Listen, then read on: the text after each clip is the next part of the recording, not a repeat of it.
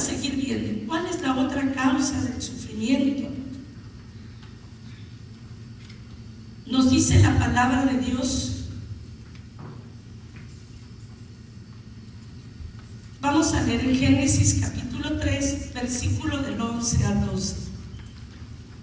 El Señor llamó a Adán y Eva y le dijo a Adán: ¿has comido acaso del árbol que te prohibí? El hombre respondió: la mujer que pusiste a mi lado me dio del árbol y comí. Yahvé dijo a la mujer: ¿qué has hecho? La mujer respondió: la serpiente me engañó y he comido. Palabra de Dios. La tercera causa del sufrimiento le vamos a llamar mentira. Híjole, por eso Jesús nos dice en su palabra: la verdad los hará. Fue cierto. Primero, aquí en la lectura nos dice que Dios llamó a Adán. Adán, ¿por qué comiste del fruto prohibido? ¿Cuál era la verdad? Por tonto, Señor. ¿Pero qué hizo? Por culpa de la mujer. Y Dios le llama a Eva: Eva, ¿por qué comiste del fruto prohibido? ¿Cuál era la verdad? Por tonta. ¿Y qué dijo? Por culpa de la serpiente. Se fijan que no sabemos hablarnos con la verdad. Que la verdad no peca, pero incomoda. Y que nos cuesta mucho trabajo reconocer nuestras verdades. Siempre le andamos echando la culpa a los demás de todo lo que nos sucede. Fíjense, la palabra de Dios nos dice en Juan 8:44 que Satanás es padre de toda mentira. Cada vez que tú echas una mentira le dices al diablo: papá. Y el diablo te dice: hija. No sé si ustedes sepan, pero psicológicamente hablando, todas las enfermedades nerviosas, todas las enfermedades psicológicas y emocionales se originan de la mentira. Voy a explicarlo. Esta es la normalidad y este es el borderline. Una persona se empieza a enfermar de los nervios cuando empieza a mentir. Primero empieza a decir mentiras, luego llega a contarlas y luego llega a vivirlas. Esta persona empezó a decir que era Napoleón, quizás de broma. De tanto decirlo, empezó a creerse que era Napoleón y termina en el manicomio diciendo: soy Napoleón. ¿Sí? Yo he visto muchas mujeres que se mienten. Y lo peor es que siempre nos mentimos a lo malo. No valgo, no sirvo, nadie me quiere, estoy sola. ¿Sí? Nos mentimos mucho. La verdad. Voy a irme con la señora que está atrás con la niña. Si la niña dice: estoy sola, nadie me quiere, no me hace caso, y su mamá abrazándola y besándola, ¿qué dirían? Está mal, ¿no? ¿Por qué no hace? A ver, tú eres hijo de Dios e hija de Dios. Dios te ama y te cuida. Entonces, ¿por qué dices que estás sola? ¿Por qué dices que nadie te quiere? ¿Por qué dices que a nadie le importa? Por mentirosa. Por mentirosa. No es cierto. Dios te ama, Dios te quiere, eres valiosa. Si no, no estuvieras aquí. Jesús dice: nadie viene a mí si mi Padre no lo llama. Dios hizo un proceso de selección y tú eres elegida de Dios entre miles de personas. Y Dios no se equivoca. Tú no estás aquí porque hayas creído en Dios, ni siquiera porque creas en ti. Estás aquí porque Dios cree en ti y por eso te trajo.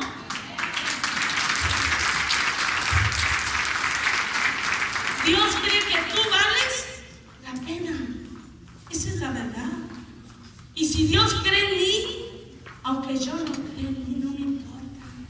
Aunque mi marido no cree en mí, no me interesa. Porque qué lástima que no me saben valorar. Dice el Señor en Mateo 7:6: no tienes perlas a los puercos, ni cosas sagradas a los perros, para que no se tiren sobre de ellas y las pisoteen. ¿Estamos de acuerdo? El otro día llegaba una señora, ahorita le voy a explicar la cita, pero el otro día llegaba conmigo una señora para decirme que se sentía muy mal porque su esposo la había dejado con otra. Su esposo se había ido con otra y ella se echaba la culpa. Ella sentía que había sido por culpa de ella, porque ella no valía, porque había sido mala esposa, mala madre. ¿Sí? Y le dije, señora, no sea tonta. Usted póngale a un puerco a elegir entre comida de puerco y una perla. ¿Qué elegirá el puerco? La comida de puerco. Y luego la perla dice, ay, el puerco me despreció. Señor, usted es una perla, su marido un puerco. Qué lástima que no supo valorarla. Pero ¿por qué se enoja? ¿Y por qué dice usted, me voy a hacer comida de puerco para que mi marido me quiera? Señora, siga siendo perla. Más bien dígale a Dios que lo convierta a su marido de puerco en joyero. Por favor. Dígale a Dios que convierta a su marido de hijo de hombre en hijo de Dios, para que reconozca la perla maravillosa que es usted, la perla maravillosa que es su familia, y deje de echarse la culpa. Yo me he encontrado en mi consultorio que el demonio más grande que no deja hacer felices a la gente se llama complejo de culpa. Complejo de culpa. Que el complejo de culpa es un saboteador que me dice constantemente, no mereces, no puedes ser feliz, no tienes derecho. Yo veo a las mamás, señor, usted va a un mall y ve unos zapatos, $40. No lo merezco, son muy caros para mí. Y viene su hija y le dice, mamá, quiero esos Nike que cuestan $80. Y fija, y su hija tiene 30 pares y usted nomás unos, pero usted no lo merece, Señor, porque tenemos complejo de culpa. Pero de ese vamos a hablar en la segunda charla. ¿Cómo quitarlo? ¿Cómo quitar ese demonio que no me permite amarme y que ando buscando siempre quien me castigue? Busco un marido que me golpee, busco una suegra que me insulte, busco amistades que me humillen, porque tengo culpa. Y merezco pagar por ello. Cuidado, identifiquen qué es lo que ustedes están haciendo para sufrir. Dios no quiere el sufrimiento de nadie. Dios quiere regresar. Por eso vino a salvarnos del pecado que nos causa Él sufrimiento. Y el pecado se origina ¿en qué? En la mentira. La mentira. Fíjense, me da risa porque el otro día un señor me decía, es que yo sí puedo ver pornografía, ya soy adulto, tengo criterio. A ver, señor, le decía yo, ¿hay pecados de 0 a 10 años? ¿De 10 a 18 y de 18 en adelante? No, ¿verdad? Lo que es pecado para su hijo de 10 años es pecado para usted. Dios no dice pecados para niños, pecados para adolescentes y pecados para adultos. Si no dice, hay clasificación. No nos hagamos tontos. Nunca te sientas tan adulto que puedas creer que puedes ir contra el plan de Dios y que te va a ir bien. Ese es el gran pecado del hombre, ser adulto. Tenemos que volver a ser ¿qué? Niños. El niño, si la mamá, me tocó estar ahorita en San Diego y me tocó llegar a casa de una persona que tiene una niña de 5 años. En Guadalajara solemos darles a los animales comida, aquí solamente croquetas. Y se me ocurrió, yo estaba comiendo una salchicha y se me ocurrió dársela al perrito. Y la niña, no, le va a hacer daño a mi perro. Yo le digo, oye, mi hija, si a mí no me hace daño al perro menos. No, dice mi mamá, que le hace daño. Pero como diciendo, dice Dios, ¿verdad? Lo que dice mamá y papá es palabra de Dios. Cuando son niños, sí. Y ahora de grande tú le dices a tu hija, esto, Ay, mamá, estás fuera de moda. No, mamá, son en tus tiempos. O sea, ya caducamos. Ya lo que les decimos, no lo hacen caso, no nos creen. Creen que pueden ir por encima de nosotros.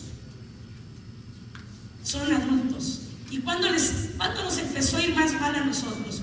¿Cuando papá y mamá nos cuidaron? ¿O cuando yo empecé a hacer de mi vida lo que quise? Yo he visto que a mis hijas les ha empezado a ir más mal cuando han hecho lo que ellas querían que cuando yo las cuidaba. Y a mí me empezó a ir más mal. Yo cuando hacía lo que Dios me decía, todo me salía bien. Lo malo fue que empecé a hacer las cosas a mi manera. Y a partir de ahí todo me empezó a salir mal. Pero bueno, vamos a ver la otra causa del sufrimiento.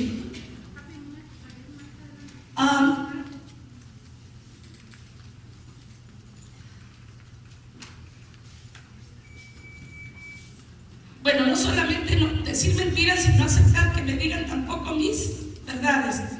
Eso bueno, lo voy a hacer un poquito. Vámonos a Génesis capítulo 4, versículo del 3 al 8. Pasado algún tiempo, Caín presentó a Yahvé una ofrenda de los frutos de la tierra. También Abel le hizo una ofrenda, sacrificando los primeros nacidos de su rebaño y quemando su grasa. A Yahvé le agradó Abel y su ofrenda, mientras que le desagradó Caín y la suya. Ante esto, Caín se enojó mucho y su rostro se descompuso. Yahvé le dijo: ¿por qué andas enojado y con la cabeza abajo? Si obras bien, podrás levantar tu vista, pero tú no obras bien, y el pecado está agazapado a la puerta de tu casa, y él te acecha como fiera, pero tú debes dominarlo. Palabra de Dios. Nos dice la palabra de Dios que Caín y Abel, que eran hermanos, le presentaron una ofrenda a Dios. ¿Cuál ofrenda le gustó más a Dios? La de Abel. ¿Y qué pasó en Caín? Empezó a tener en su corazón algo llamado envidia. ¡Wow! Envidia. ¿De dónde nace la envidia? De la comparación. Tú comes siempre frijoles y no veas a nadie comer pollo, tú feliz con tus frijoles. Pero ves a alguien comer pollo porque aquel pollo frijol. Y empieza el sufrimiento, ¿sí o no? Y cuando tú te comparas con alguien, una de dos: o haces lo que hizo Caín. ¿Qué hizo Caín? ¿Quién se acuerda? ¿Mató a quién? Abel.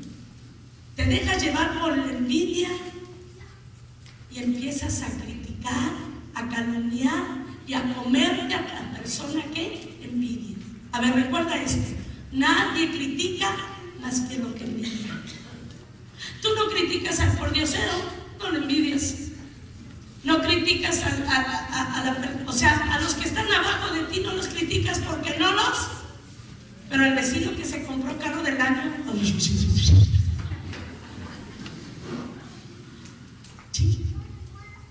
¿qué pudo haber hecho Caín? Caín hubiera dicho: a ver, ¿qué hizo Abel para que a Dios le gustara la ofrenda? ¿Qué dejé de hacer yo, por lo cual Dios no le gustó mi ofrenda? Yo quiero imaginarme que Caín llevó la ofrenda y diga: no, pues sí, mira nomás, Dios quiere cosechar donde no siembra, y luego tengo que a fuerza llevarle las mejores ofrendas a Dios, y por qué sí. Y yo creo que Abel, con mucho amor, dijo: le voy a llevar a Dios lo mejor, porque lo merece.